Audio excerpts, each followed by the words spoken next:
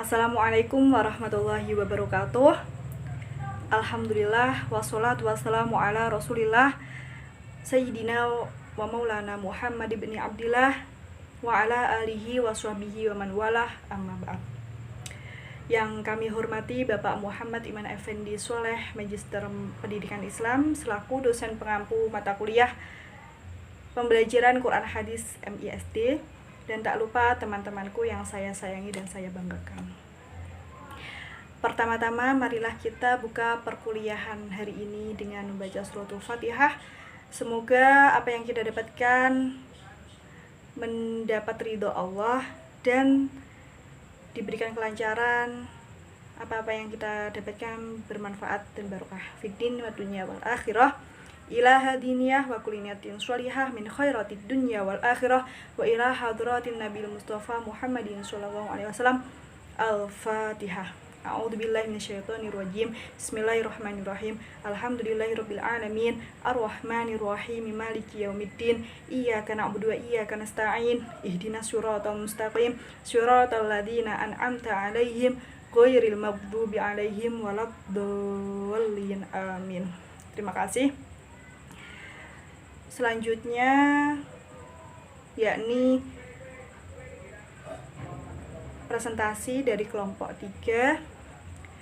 Sebelum masuk ke presentasi, di sini saya akan memperkenalkan anggota dari kelompok 3. Yang pertama saya Husna Zuhaida, NIM 41, yang kedua Alia Islah Farah, NIM 69, dan yang ketiga Uswatun Hasanah, NIM 77. Kami di sini akan mempresentasikan mengenai strategi belajar mengajar Quran Hadis. Yang pertama yakni pengertian strategi belajar mengajar. Strategi berasal dari bahasa Inggris, strategi yang artinya ilmu siasat perang. Strategi juga berasal dari bahasa Yunani strategos yang berarti jenderal atau panglima. Sedangkan di dalam KBBI, strategi berarti rencana yang cermat mengenai kegiatan untuk mencapai sasaran khusus. Strategi belajar mengajar adalah rencana yang berisi serangkaian kegiatan yang didesain untuk mencapai tujuan pendidikan tertentu.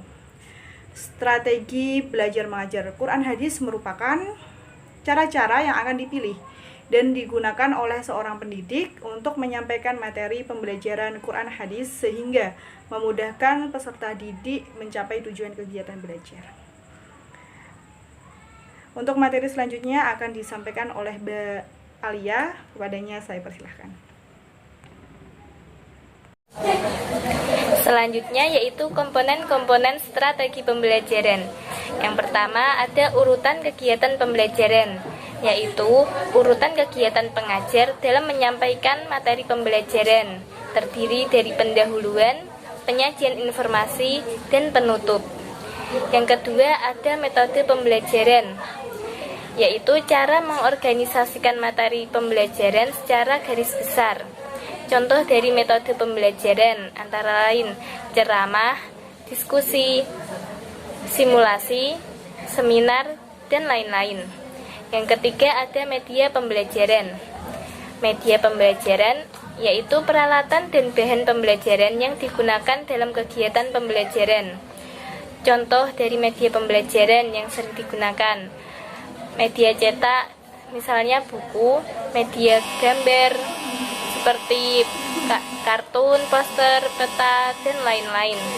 Yang keempat ada waktu pembelajaran, yakni waktu yang digunakan pendidik dan peserta didik dalam menyelesaikan proses pembelajaran.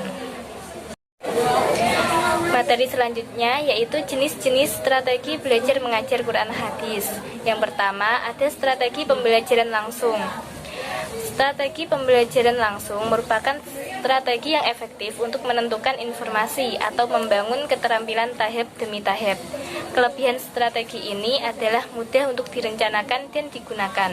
Sedangkan kelemahannya, strategi ini perlu dikombinasikan dengan strategi lain. Yang kedua ada strategi pembelajaran tidak langsung. Strategi ini berpusat pada peserta didik. Guru bergeser dari penceramah menjadi fasilitator. Yang selanjutnya yaitu strategi belajar Quran hadis. Yang nomor 3, strategi pembelajaran interaktif. Pada strategi pembelajaran interaktif itu menekankan dalam diskusi dan sharing di antara peserta didik. Yang keempat, ada strategi pembelajaran empirik atau yang disebut dengan pengalaman, yakni refleksi pribadi tentang pengalaman dan formulasi perencanaan menuju penerapan pada konteks yang lain. Dan yang terakhir ada strategi pembelajaran mandiri.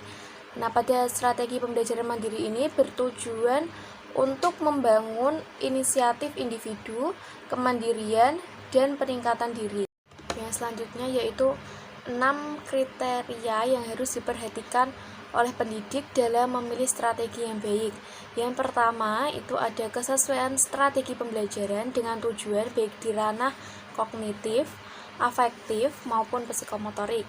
Yang nomor 2, kesesuaian strategi pembelajaran dengan jenis pengetahuan.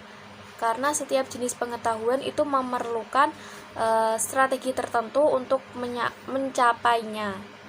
Dan yang ketiga ada kesesuaian strategi pembelajaran dengan sasaran. Maksudnya siapakah anak didik yang akan menggunakan strategi pembelajaran tersebut, karakteristiknya bagaimana, jumlahnya berapa, itu harus disesuaikan. Dan yang nomor 4 ada kemampuan strategi pembelajaran untuk mengoptimalkan belajar peserta didik. Karena strategi pembelajaran tertentu mengandung beberapa kelebihan maupun kekurangan. Yang nomor 5, biaya. Penggunaan strategi pembelajaran harus memperhitungkan aspek pembiayaan. Dan yang terakhir yaitu waktu. Berapa lama waktu yang diperlukan untuk melaksanakan strategi pembelajaran tersebut. Selanjutnya saya kembalikan kepada moderator. Baik, terima kasih untuk teman-teman yang sudah memaparkan dan menjelaskan materi pada hari ini mengenai strategi pembelajaran, strategi belajar mengajar Quran hadis. Semoga apa yang telah disampaikan bisa membuat teman-teman menjadi lebih paham. Dan untuk nanti yang ingin bertanya langsung saja ke Zoom. Baik, saya selaku moderator, apabila ada salah kata, kami dari kelompok 3 mohon maaf yang sebesar-besarnya. Sebelum kita akhiri perkuliahan atau presentasi pada hari ini, marilah kita membaca hamdalah bersama-sama. Alhamdulillahirabbil alamin. Sekian dari saya. Wassalamualaikum warahmatullahi wabarakatuh.